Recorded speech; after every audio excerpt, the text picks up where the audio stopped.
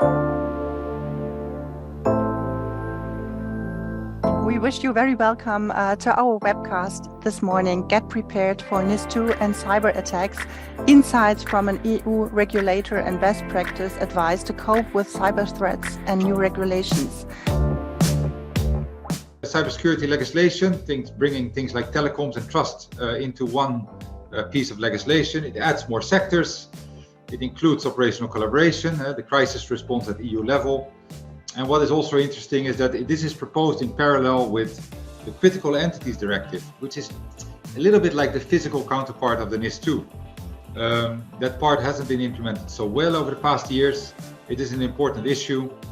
And in a way, the NIS2 becomes the implementation of the more broad Critical Entities Directive. Here's a list of more detailed changes. I mentioned a few of them, but generally there's twice as many sectors. There are more entities covered within each sector. There's going to be an EU vulnerability database that is going to take care of reporting of vulnerabilities and showing the companies which vulnerabilities are out there and how they can be patched. As I mentioned, crisis management is now addressed.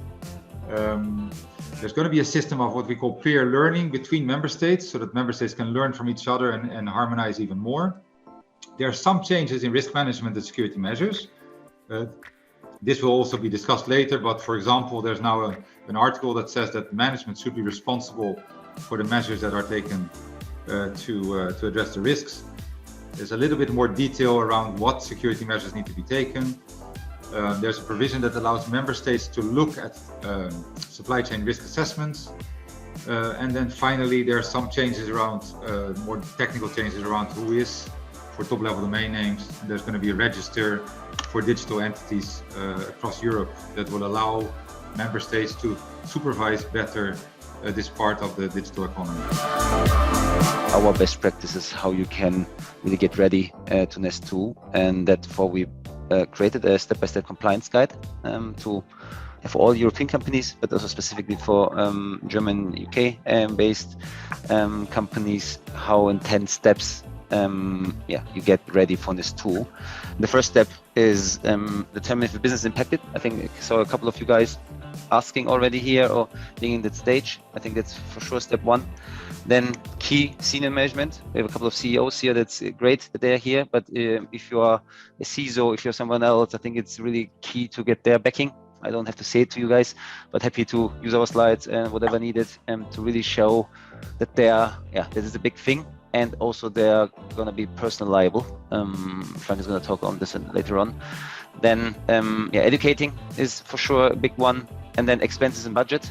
I found the research interesting that it's assumed that 22% of budget increase is going to be needed for companies that haven't done NIS2 before. And then obviously the risk management that Marnix mentioned being the key part of it. Looking also at the supply chain.